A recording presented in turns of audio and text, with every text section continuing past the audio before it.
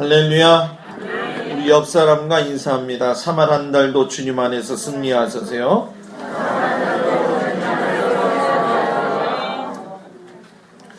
우리 하나님의 사랑이 모든 성도들의 가정 위에 함께 하시길 주의 이름으로 축복합니다. 지난 주간 지방에 또 이번 주간 들어서면서 교회가 주님 안에서 평안하게 하시고 또 상황 속에서 주님이 이끌어 주심에 감사를 드리면서 한 주간을 보냈습니다. 여러분들에게도 그 감사의 마음이 함께 하시길 주의 이름으로 축복합니다. 우리 다 같이 따라서 한번 해볼까요? 위기 앞에선 나의 신앙을 사수해야 합니다. 위기 앞에선 나의 신앙을 사수해야 한다.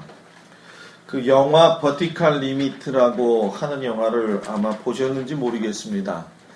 그 산악인 가정의 이야기인데 암벽 등반을 전문으로 하는 아버지가 시간이 날 때마다 그 아들과 딸을 암벽 등반을 하면서 가르쳐주는 이야기의 내용이죠. 그 서두 부분에 보면 일어나는 사건이 있는데 어느 날 셋이서 사이좋게 암벽 등반을 했어요.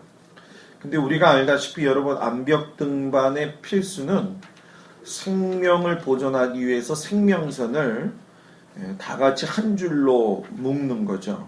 그래서 유사시 위험에 처했을 적에 서로의 생명을 사수하기 위해서 한 끈으로 연결된 것이죠. 그날따라 여유롭게 산행을 하던 이 가족에게 사건이 일어났어요. 앞서가던 초보자들이 발을 헛디디면서 몇 사람이 떨어져 죽게 되고 또 마지막에 있던 사람이 떨어지면서 하필이면 이 가족이 연결되어져 있는 고리선을 갖다가 쳐버리게 된 거죠. 그러니까 다 같이 뚝뚝뚝뚝 떨어지기 시작을 하면서 한 고리에 한 생명선만 붙들게 된 겁니다. 맨 밑에 아버지가 이야기를 하죠. 딸한테 생명선에 그 칩을 더 박을 수 있느냐. 아무리 노력을 해도 안 되고 움직이면 움직일수록 더 기울여지면서 떨어지는 그 상황에 이뤘어요. 그때 아버지가 아들한테 칼을 뽑으라고 이야기를 하죠. 최후의 방법 한 가지가 있는데 우리 셋이 다 살 수는 없다. 그러나 너희들만이라도 살아야 되니까 그 칼로 나의 줄을 끊어라. 이렇게 이야기를 했어요. 뭐 안 된다고 동생과 오빠의 옥신각신하는 이야기. 그 상황 속에서도 아버지가 아주 단호하게 아들과 딸의 생명을 사수하기 위해서 자신의 생명줄을 끊어라. 그리고 나서 그 생명줄을 끊고 아버지는 떨어져서 목숨을 잃었습니다. 그리고 아들과 딸은 목숨을 보존하게 됐죠. 자, 여기서 중요하게 생각해야 될 게 뭐냐? 부모는 어떤 일이 있어도 자식의 먹고 마시고 또 하는 상황이나 환경적인 것에 대해서 책임을 져야 된다는 거예요. 내가 부모로 태어났는데 부모로서 내가 자녀들의 모든 걸 책임지지 못한다. 물론 시집장가가고 난 다음에 문제가 아닙니다. 일평생 죽기까지 우리가 애쓰고 수고해야 될 것인데 신앙생활도 똑같다라는 거예요. 아버지 하나님에게 우리의 생명은 하나님이 지켜야 될, 사수해야 될 최고의 문제죠. 그렇기 때문에 하나님께서 우리를 살리시기 위해서 그분의 아들이신 예수 그리스도를 이 땅에 보내셔서 우리의 생명을 지키시고 보존하신 거죠. 그렇다고 한다면 이 땅을 살아가는 성도들이 그 하나님의 생명의 사수함을 느끼고 살았다고 한다면 우리 성도들도 자기 신앙의 사수를 위해서 하나님을 믿는 신앙에 대해서 다시 한번 생각을 하고 주님 앞에 바로 설 수 있는 은혜가 있기를 주의 이름으로 축복합니다. 하나님을 믿는 신앙은 여러분 내 자신이 갖고 있는 어떤 개인의 삶에 노선을 이야기하는 게 아니에요. 내가 가지고 있는 어떤 방향만을 가지고 있는 것이 신앙생활이 아니라는 겁니다. 그렇게들 생활하고 있으니까는 상황에 따라서 바꾸는 노선도 틀리고 방향도 달라지고, 그리고 사람들과의 관계 속에서도 적과의 동침이 됐다가도 다시금 환원시켜가지고 판이 바뀌는 그런 일들이 우리들 안에서 일어난다는 거예요. 그러니까 기분이 좋고 기분이 나쁨의 이런 감정의 기복을 따라가지고 움직이는 사람이, 여러분 잘 생각해 보세요. 목숨을 걸고 사수할 만한 믿음이 있겠느냐는 거예요. 감정에 따라서, 기분에 따라서, 환경에 따라서 자신의 사고방향이 바뀌어지는 사람이 믿음을 목숨 걸고 사수할 만한 그런 능력이 있겠느냐는 거예요. 저는 없다고 봅니다. 그건 할 수 없다고 봅니다. 기복이 심한 사람이 되지 말고, 환경을 탓하는 사람이 되지 말고, 우리에게 정말 중요한 것이 있는데 그것이 무엇이냐면, 예수 그리스도가 나를 구원하셨다라고 하는 신앙의 경험이 분명하다고 한다면, 예수님의 신앙의 그 사랑을 알기 때문에 자기가 죽기까지의 자기 신앙을 사수할 수 있다는 거예요. 전 여러분들이 그런 사람들이 됐으면 좋겠습니다.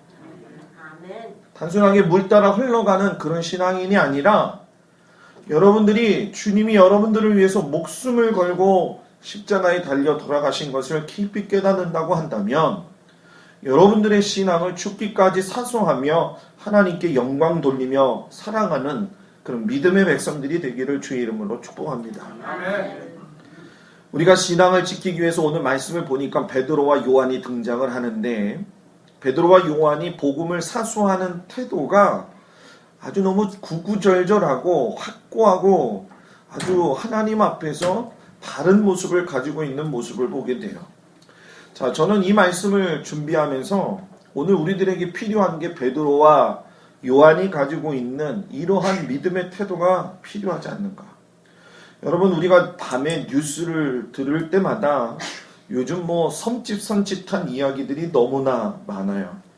민족성의 문제, 사상의 문제도 중요하겠지만 종교적 신앙의 고백을 사수하는 것 때문에 지금 전 세계적으로 피해 보복들이 얼룩지고 있는 것이 사실이에요. 이번 주간에도 시리아 북부 지역에 150명 이상이나 되는 기독교인들이 IS에 붙잡혀갔죠. 그리고 고대 바벨론 지역에 있는 모든 유물들을 드릴로 갔다가 전부 다 무너뜨렸습니다.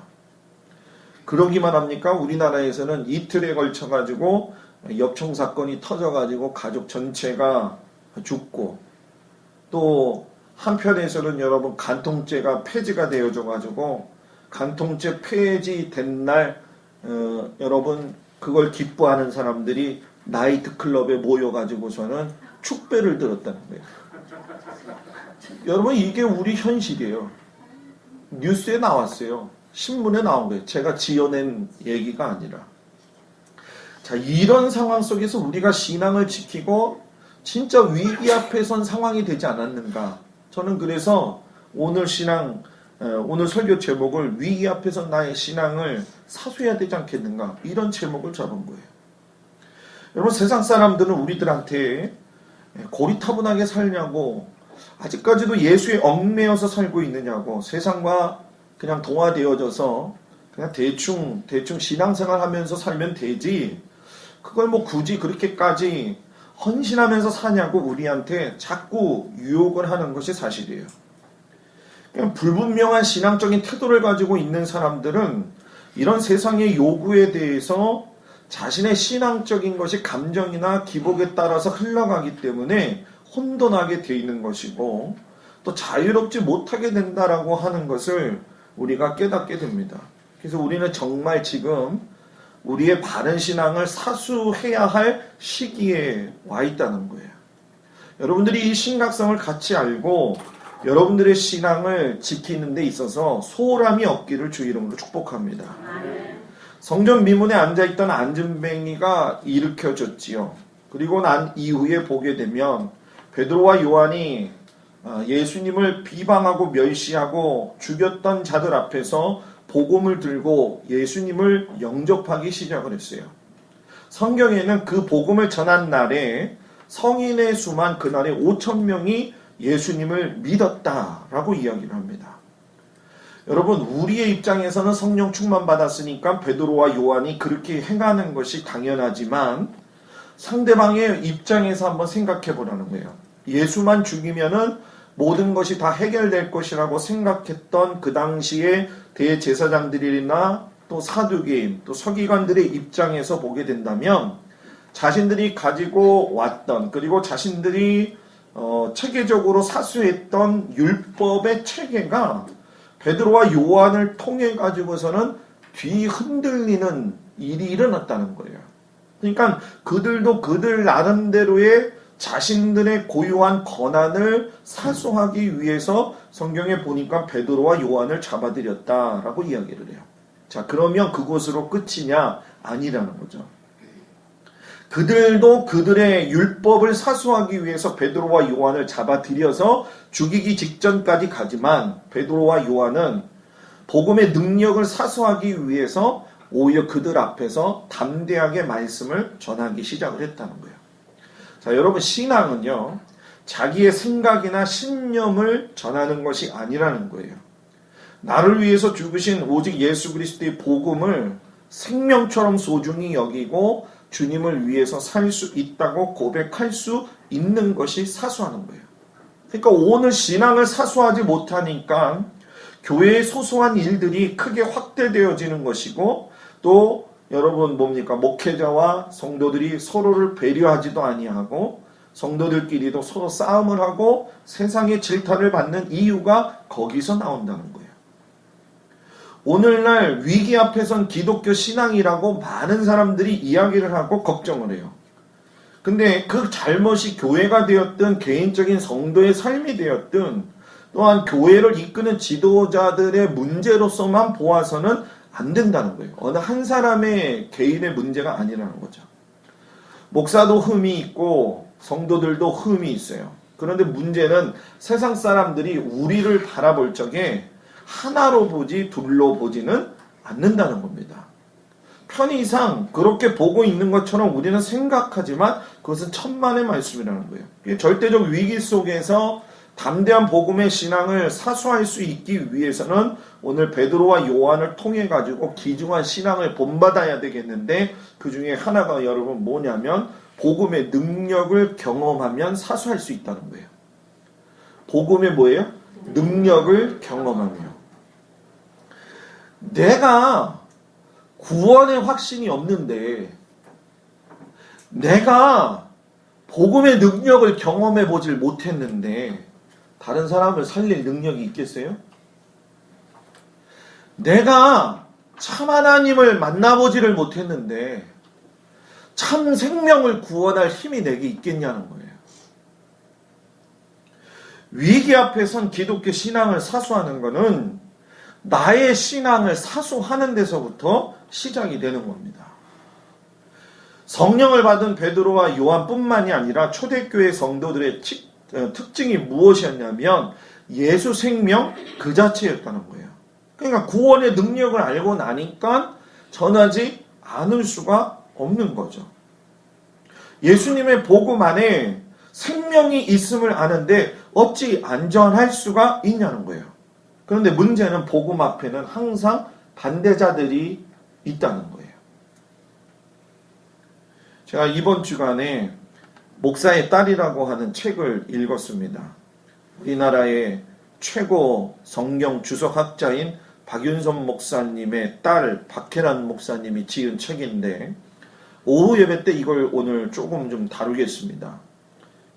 그 다루면서 이야기를 하면서 조금 제가 그 말씀을 서두에 좀 붙이는 것은, 우리의 한국교회가 이러한 복음의 능력이 사라지는 이유 중에 한 가지가 있는데, 그것이 무엇이냐고 한다면 잘못된 신앙교육을 받았기 때문에 그렇다는 거예요. 그것이 누구부터 시작이 되어지냐면은 우리를 가리켰던 최고의 믿음의 선배들에서부터 문제가 시작이 된다는 거예요. 오늘 제가 오후 예배 때 그 얘기를 좀 같이 나눌 겁니다. 제가 왜 이런 이야기를 하냐면 우리가 복음을 가지고 복음의 삶을 살려고 한다면 반대자들이 세상에 있는 것만은 아니라는 거예요. 반대자들은 내 자신이 될 수도 있는 것이고 내 교회 안에서 우리들이 가지고 있는 나름대로의 어떤 고정관념이 오히려 우리의 복음을 희석화시키는 경우가 많이 있다는 거예요. 근데 우리는 지금 우리 교회 안의 문제보다도 먼저 생각해야 될 것이 있는데 우리가 예수님의 보혈의 능력을 덧입은 사람들이라고 한다면은 타종교와 세상과의 관계 속에서 조율이 되겠느냐라는 거예요. 잘 생각해 보세요. 조율한다는 것은 이해관계를 이야기하는 것이고 어느 정도 선에 맞춰서 협상의 문제를 가지고 나와서 타결한다는 거예요. 여타 다른 종교나 우상숭배와의 관계 속에서 우리 주 예수 그리스도의 보혈의 은혜의 능력을 조율할 수 있겠느냐? 이거 조율할 수 있다고 생각한다면은 우리는 사순절 지킬 필요가 없어요. 우리는 부활절을 지킬 필요가 없어요. 그리고 교회에 나와서 주님 앞에 예배 드리는 걸 그렇게 힘들여 가면서 드릴 필요가 없어요. 왜? 예수의 생명이 없는데 우리가 그 일에 왜 몰두하냐는 거예요. 그러나 우리가 오늘도 주님 앞에 나와서 하나님의 말씀을 듣는 것은 하루에 남자 숫자만 5,000명이 예수님의 복음을 받아들이는 것처럼 우리 안에 성령의 사모함과 분명한 확신과 가능성이 아닌 확신에 찬 믿음을 가지고 있다고 한다면 여러분 우리는 신앙을 사수하고 지킬 수 있다는 거예요. 전 여러분들이 그 일을 감당할 수 있기를 주의 이름으로 축복합니다. 이 일로 인해 가지고 성전에 맡은 자들이 기분이 상한 정도가 아니라 잡아다가 가두었다라고 성경이 얘기를 해요. 성전 맡은 자들이 여러분 누구냐면 성전의 경비를 책임지는 수비대장을 이야기하는 것이고 경비대장을 포함해서 유대교의 최고 인사들을 이야기하는 겁니다. 그러니까 제사장들 뿐만이 아니라 대제사장들을 중심으로 해서 오늘 성경에 보면 사두개인들까지 등장을 하게 되고 관리들, 장로들, 서기관까지 등장하죠. 여러분 전적으로 교회를 반대하는 사람들이에요. 자, 저를 보세요. 하나님의 백성이고 하나님의 말씀을 믿는 그들이 전적으로 하나님의 말씀을 반대하는 사람들이라는 거예요. 그리고 그들이 예수님을 십자가에 못 박아 죽인 장본인들이에요. 그렇기 때문에 여러분 하루에 5,000명이라는 인원이 예수를 믿게 되어진 그 사실 자체만으로도 그 사람들한테는 위협이 될 수 있는 거죠. 더군다나 제가 여러분들한테 강조했던 것 중에 한 가지가 사두개인이 등장을 했는데 이 사두개인은 유대 종교 당파 가운데에서도 아주 부유한 집단이고 귀족층입니다. 그리고 이들은 가지고 있는 신앙관이 분명한데 그것이 무엇이냐면은 구전율법 자체는 받아들이질 않아요. 자, 구전율법이라는 건 무슨 얘기예요? 입으로 전해져 내려오는 율법. 그럼 이들이 믿는 건 뭐냐? 오직 모세 오경만을 믿는다는 얘기예요. 그러니까 모세 오경을 믿을 때에 여러분 거기서 중요한 교리가 이들 가운데서 나오게 되는데 그것은 무엇이냐면 죽은 사람이 부활을 할 수 없다라고 하는 분명한 자기들의 신앙관, 신학관이 있었다는 거예요. 그렇기 때문에 베드로와 요한이 예수의 부활을 강조했었다고 한다면 이 사두개인과 귀족층하고의 충돌이 일어났을 것이고 여러분 이 충돌은 타협하거나 조율할 수 있는 상황이 제자들의 입장에서는 아니라는 거예요. 자, 이걸 우리 삶에 그대로 적용을 해본다는 거예요. 여러분들이 신앙인으로서 이 땅에서 살아갈 적에 여러분들의 죽고 사는 문제보다도 더 중요한 것이 있어요. 그것이 무엇이냐면은 기독교 신앙의 예수 그리스도의 죽음과 부활에 대한 분명한 확신과 분명한 하나님을 향한 믿음의 고백들이 있어야 된다는 거예요. 이것이 있을 적에 나에게 다가오는 환난과 고난을 이길 수 있는 믿음이 생기는 거예요. 왜? 예수님이 그런 고난을 이기셨고 그런 고난 가운데서 승리하셨다라는 분명한 확신이 있기 때문에 내게 지금 오고 있는, 내게 있는 지금 일어나고 있는 그 아픔들이 아픔이 아니라 감당할 만한 은혜가 되어진다는 거죠. 전 여러분들이 그런 믿음 갖기를 주의 이름으로 축복합니다. 그래서 여러분 신앙은요, 베드로와 요한을 보면서 느끼게 되지만은 신앙 앞에서 이렇게 복음을 가지고 전할 적에 여러분 예수님까지 죽인 장본인들인데 베드로와 요한을 죽이는 게 쉬울까요? 안 쉬울까요? 쉽지요, 여러분. 그런데 여러분 이 쉬운 그런 상황 속에서 여러분 이 베드로와 요한이 주눅들지 않았다는 거예요. 복음의 전파자로서 하나님의 사람으로서 복음을 가지고 담대하게 했어요. 자, 왜 이렇게 담대해질 수가 있었느냐? 복음의 세계는 영적인 세계이기 때문에 영적인 도전은 영적인 충만함을 가질 때만 이길 수 있다는 거예요. 여러분들이 알아야 될 것 중에 한 가지가 뭐냐면 여러분들이 육신적으로 이 땅에서 살고 있는 것 같지만 가장 최고의 결정적인 싸움은 보이지 않는 영적인 전쟁 가운데 있다는 거예요. 그렇기 때문에 나의 영적인 능력과 영적인 사수함이 분명히 있지 않으면 세상으로부터 온 것에 대해서 보이는 것에 낙심하고 보이는 것으로 공격당하는 것으로 인해서 우리들은 쓰러질 수밖에 없다는 거예요. 그러나 베드로와 요한은 그들이 성령 체험을 했고 예수님을 경험함으로 인해 가지고 어떠한 도전이 온다 할지라도 능히 이길 수 있는 생존 방식을 터득했다는 거예요. 아, 성령 충만하면 이길 수 있다. 주님 의지하고 주님 경험하면 이길 수 있다. 아멘. 세상 사람들은 여러분 그 방식을 모릅니다. 그래서 자기의 머리만을 가지고 생각을 하고 합법적인 합리적인 생각을 하지만 여러분 세상에 있는 그 모든 것들을 여러분 과연 합법적으로 합리적으로 알 수가 있겠는가? 제가 보니까는 제자훈련 때 제가 여러분들하고 공부하면서 이야기를 했지만 창세기 부분에 대해서 모세오경이 누가 쓰였죠, 여러분? 모세오경이 누가 썼어요? 어려워요? 모세오경은 모세가 썼다. 그죠? 근데 모세오경이 뭐예요? 창세기, 출애굽기, 레위기, 민수기, 신명기. 제가 있잖아요. 말씀 준비하다 보면서 너무 재미난 걸 사실했어요. 그리고 이거 잘못됐다. 이거 바꿔야겠다. 제자훈련 때 제가 일방적 선포, 그러니까 모세오경의 창세기를 모세가 만들었는데 모세가 어떻게 그 이야기를 쓸 수 있었는가 했을 적에 제자훈련 때 제가 가르친 내용은 어떤 내용이었냐면은 하나님의 일방적인 선포이기 때문에 받아들여야 된다. 제가 그렇게 이야기했었어요. 그런데 그것도 맞는 말인데 그거보다도 더 정확한 게 있어요. 그게 보니까 뭐냐면 아담부터 살아온 족보 계산을 해보니까 그 사람들이 다 살아있었어요. 무슨 얘기인지 알아요? 노아 홍수 이후에 사람 수명이 연장이 약해져서 그렇지 아담 시대 때 몇백 년 살았잖아요. 800년, 900년. 그거 계산해보니까는 다 살아있는 거야, 이 사람들이. 그걸 제가 놓친 거예요. 그러면서 그 사람들이 살아있으면서 아브라함도 누굴 만나요? 아담 볼 수 있는 거예요. 그러니까 거기서 뭘 느끼는 거예요? 하나님이 이랬다. 정확한 거예요. 거짓말이 아니라는 거예요. 사랑하는 여러분, 이게 성경이 가지고 있는 능력이고 하나님이 우리에게 주신 은혜의 능력이에요.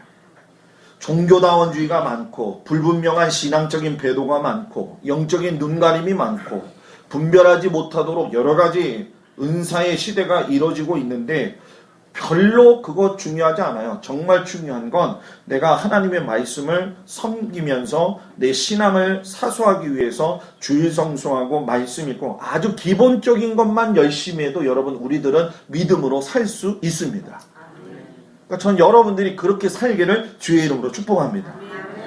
이번에 신방도 마찬가지인 것 같아요. 저는 여러분들이 물론 목사님한테 대접하는 거 감사하죠. 그러나 그 감사함으로 준비하는 것보다도 제가 여러분들이 더 준비하기를 원하는 건 뭐냐면 1년에 목사님이 한 번 오셔서 우리 가정을 위해서 기도해 주시고 말씀을 주시는 하나님이 오늘 말씀을 주시는 그런 날이다. 그런 사모의 마음을 가지고 받아들이는 것이 먼저 우리에게 유익이 될 줄 믿습니다. 아멘.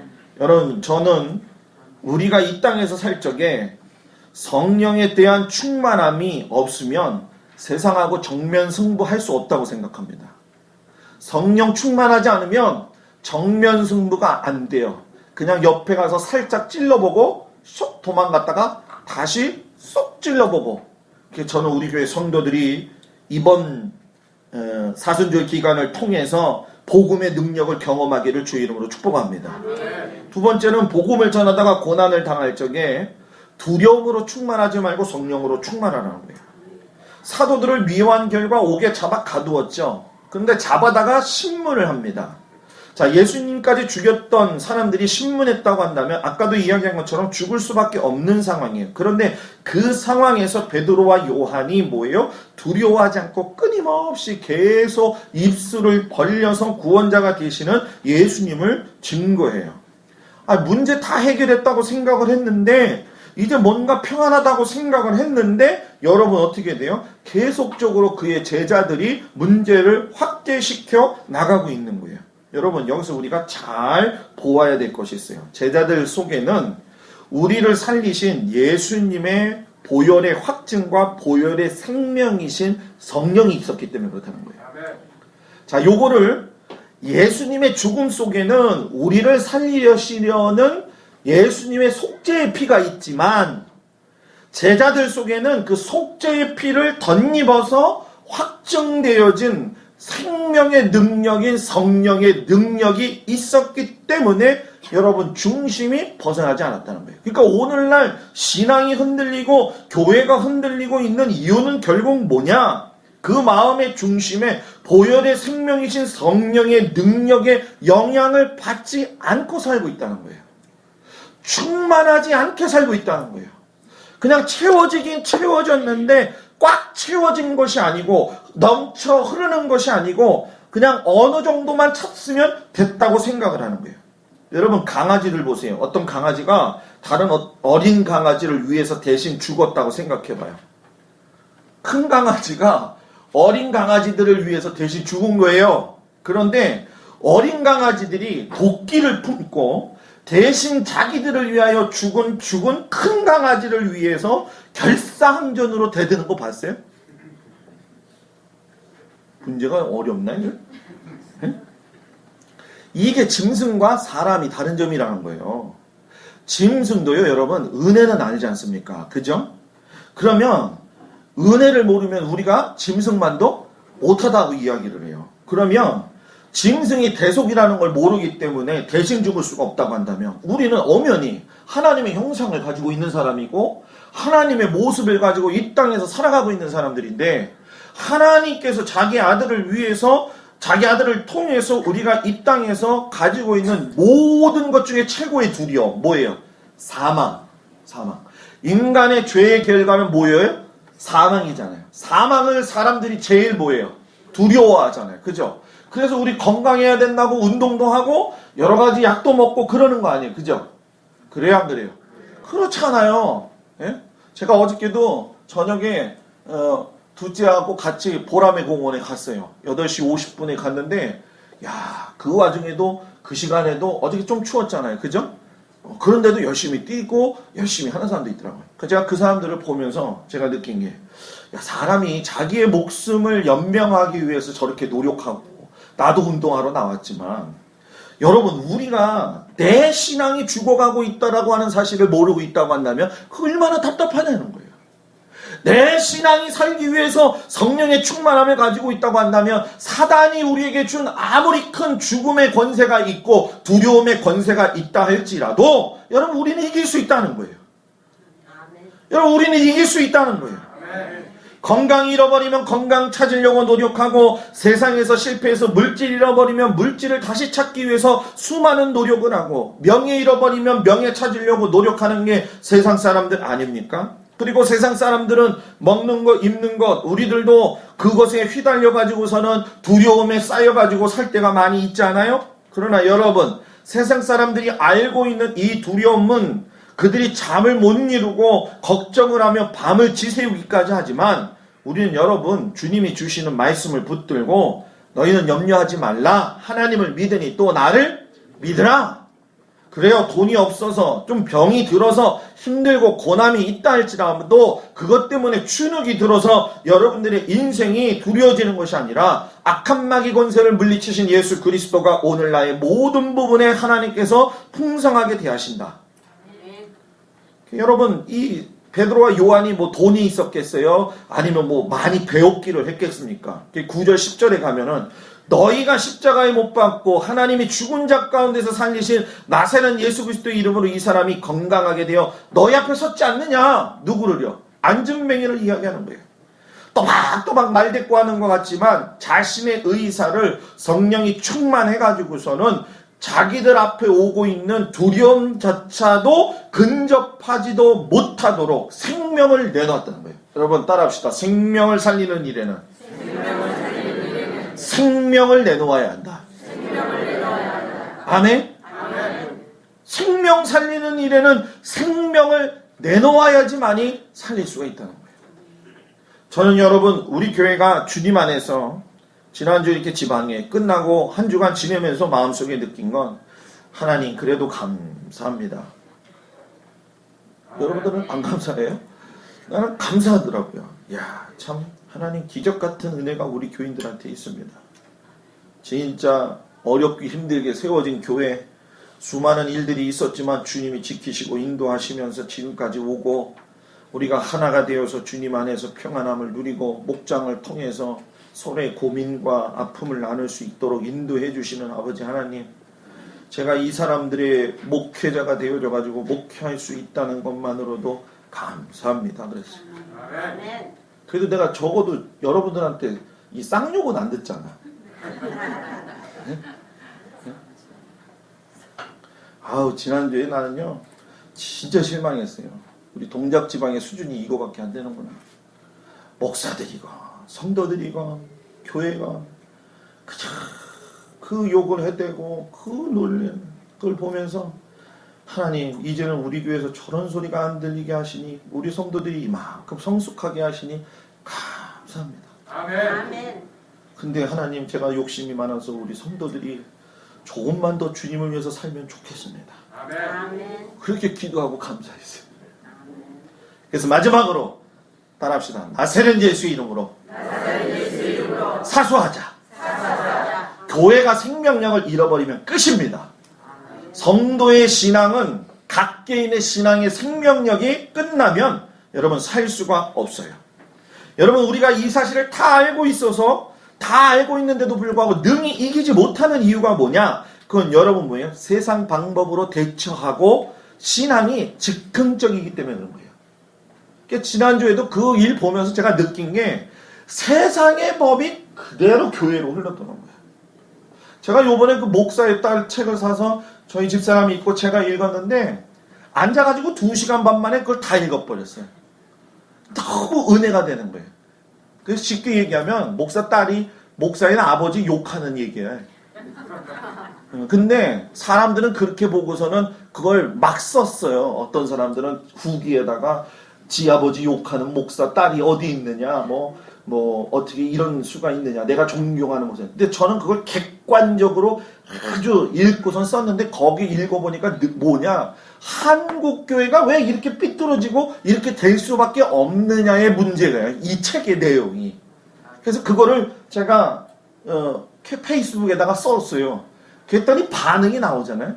어떤 스텔라 김이라고 하는 여자인지 그 여자분이 그러면 아주 객관적인 입장에서 목사님 이걸 후기를 써주셔서 읽는데 큰 도움이 됐습니다. 그랬더니 어떤 사람은 또 뭐라고 썼냐면은 이거 예수님이 달리셨을 때 십자가의 강도도 불쌍히 여기셨는데 요지인즉 아버지도 불쌍히 여기는 마음을 갖고 있어야지 딸처럼 똑같은 마음 갖고 있을 거라고 생각을 합니까? 거기다 썼더라고요. 그래서 제가 그 위에다 썼거든요. 이것은 김동수 목사의 목회 철학에 의해서 제가 쓴 거니까 저한테 토를 달지 말고 그냥 궁금하면 읽어보라고. 네? 이따가 이제 오후 예배 때 제가 그 얘기를 좀 할 거예요. 사랑하는 여러분, 우리는 신앙이 즉흥적인 사람이 되면 안 돼요. 신앙이 즉흥적이니까 교회 일도 즉흥적이 되는 거예요. 여러분, 즉흥적이지 되지 않아야 된다는 이유가 뭐냐면 오늘 말씀에 베드로가 그런 얘기하지만 이 예수는 너희의 건축자의 버린 돌로서 진모퉁이의 머릿돌이 되었느니라. 너희들이 버렸지 않느냐? 너희들이 생각할 적에 메시아라고 생각하지 않고 얕보고 별거 아니라고 해서 버렸지만 즉흥적으로 너희들은 받아들이지도 않고 숙고하지도 않았지만 이분이 진모퉁이의 머릿돌이 되심으로 인해 가지고 다른 이로서는 구원받을 수 있는 이름을 주신 적이 없다라고 이야기를 해요. 사랑하는 여러분, 우리는요 나를 위해서 오신 예수님을 배척하고 살았던 사람들입니다. 그러나 이제는 우리는 예수님을 배척하는 자들이 아니라 예수님의 복음을 위해서, 나의 신앙을 위해서 사수하면서 살아야 될 때가 된 거예요. 여러분, 예수님은 세상 사람들이 돌처럼 여겼지만 예수님은 모퉁이 돌 되시는 보석이에요. 따라합시다. 보석은 보석이 알아본다. 돌들은 보석을 절대로 못 알아본다. 무슨 얘기인지 이해되시죠? 사랑하는 여러분들이요. 그래서 제가 오늘 찬양, 우리 주만 믿으면 모두 구원 얻으며 영생복 난 멸류관 확실히 받겠네. 그래서 이 찬양 부른 거예요. 사랑하는 여러분들이요. 여러분들이 나사렛 예수의 이름으로 여러분들의 신앙을 사수하기를 주의 이름으로 축복합니다. 나사렛 예수의 이름으로 악한 마귀 권세를 떠나보내기를 바랍니다. 나사렛 예수의 이름으로 여러분들을 괴롭게 하고 힘들게 하는 질병도 선포해서 떠나가기를 축복합니다. 나사렛 예수의 이름으로 여러분의 가정과 우리의 교회도 신앙 안에서 승리하는 믿음의 교회가 되기를 주님의 이름으로 축복합니다. 우리 다 같이 일어나셔서 이 시간 하나님 앞에 기도합니다.